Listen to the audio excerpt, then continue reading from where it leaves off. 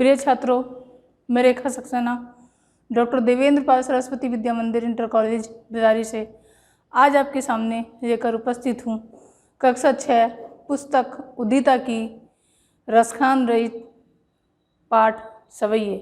आइए देखते हैं सवैये। प्रिय छात्रों, पाठ पढ़ने से पहले हम कवि रसखान का थोड़ा सा परिचय देखेंगे।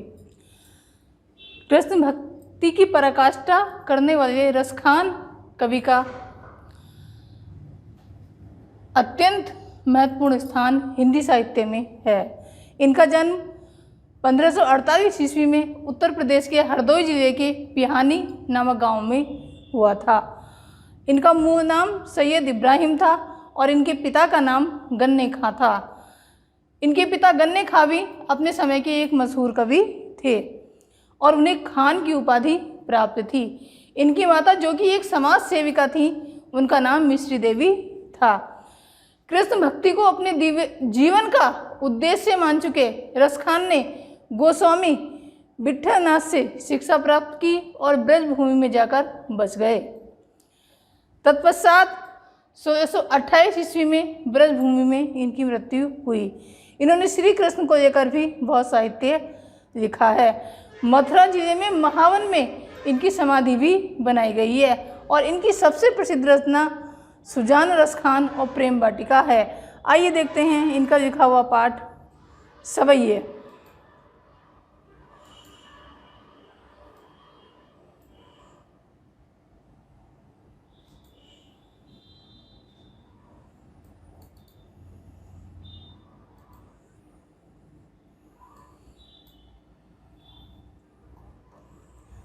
रसखान के सवैये। रसखान जी कह रहे हैं कि मानुष हो तो वही रसखान, बसो ब्रज गोकुल गांव के ग्वारन। जो पशु हो तो कहा वसु मेरे, चरो नित नंद की धेनु मझारन। पाहन हो तो वही गिरि को, जो धरियो कर छत्र पुरंदर कारण। जो खग हो तो बसेरो करो, मेरे कालिंदी कूल कदम्ब की डारन। इस पैराग्राफ में रसखान जी ईश्वर से प्रार्थना करते हुए कह रहे हैं कि हे प्रभु, यदि आप मुझे अगले जन्म में भी मनुष्य बनाएं तो मुझे उसी व्रज और गोकुल गांव के ग्वालों और गोपियों के साथ मेरा बसेरा करना।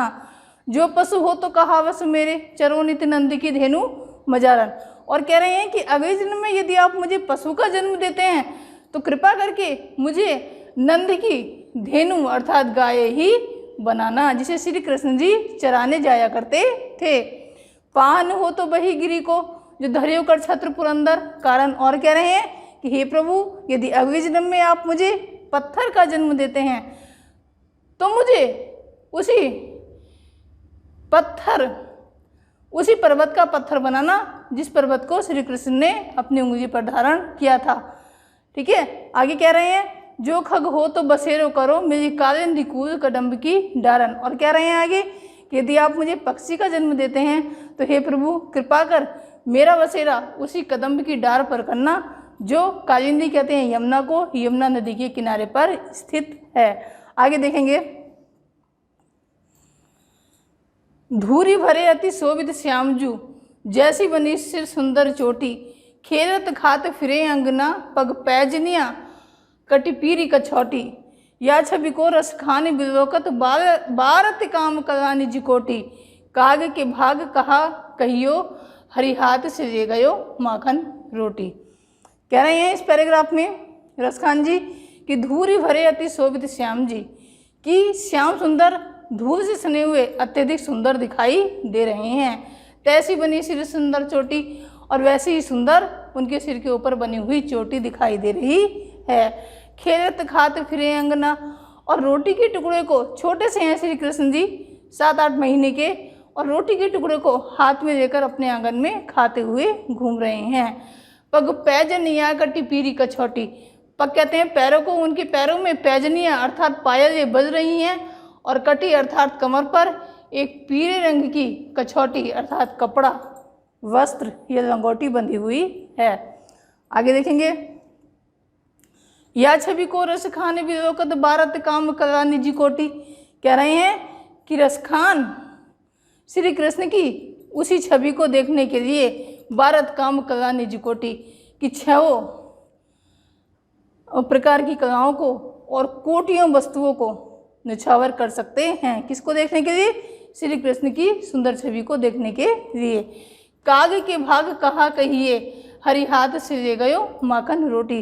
और कह रहे हैं कि उस काग के, कौवे के भाग कितने बड़े होंगे जो हरि अर्थात श्री कृष्ण के हाथ से माखन लगी हुई रोटी छीन कर ले गया है। ऐसा रसखान जी कह रहे हैं। आगे देखेंगे, या लकुटी अरु कामरिया पर,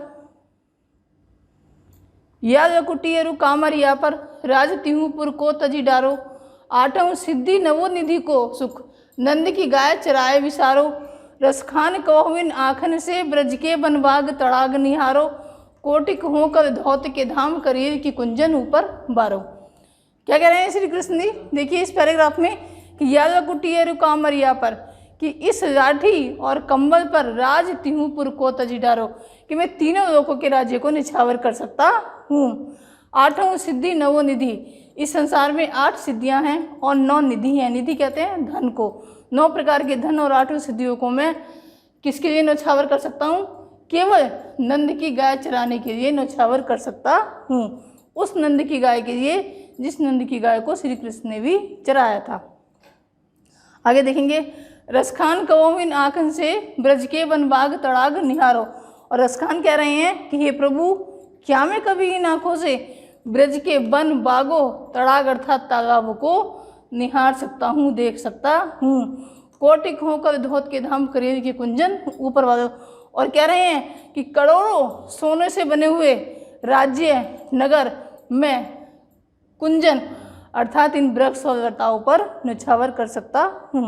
आगे देखेंगे, खेलत फाग बढ़ियो अनुराग, सुराग सनी सुख की रम के, कर कुमकुम लेकर कंज मुखी प्रिय के द्रग रावण को दम के।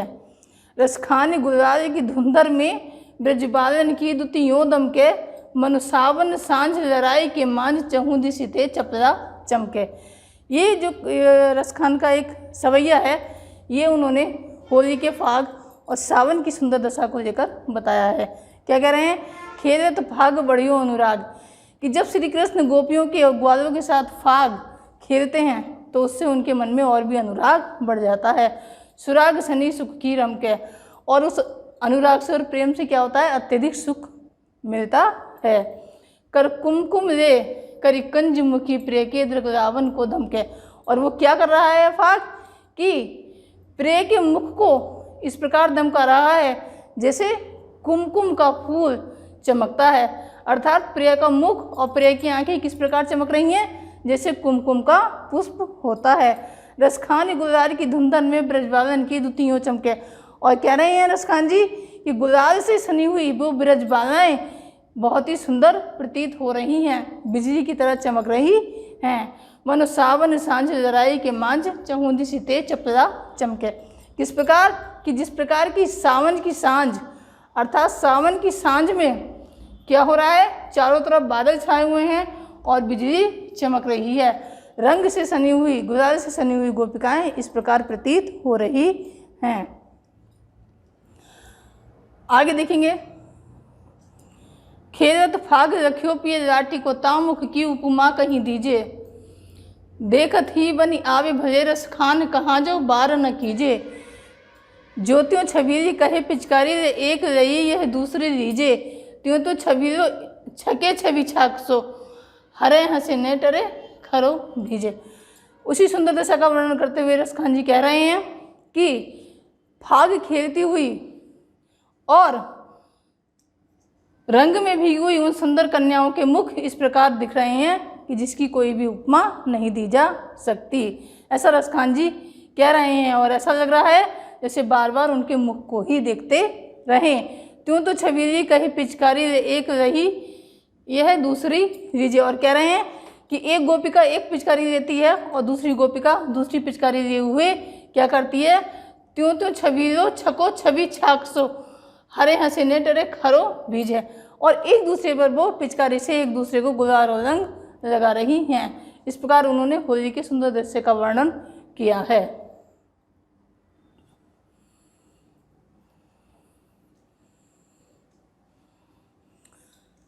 तो प्रिय छात्रों, ये था रसखान का सवैया पाठ। इससे संबंधित PDF आपको वीडियो के साथ मिल जाएगी। सभी बच्चे वीडियो को देखें, सब्सक्राइब भी करें। धन्यवाद।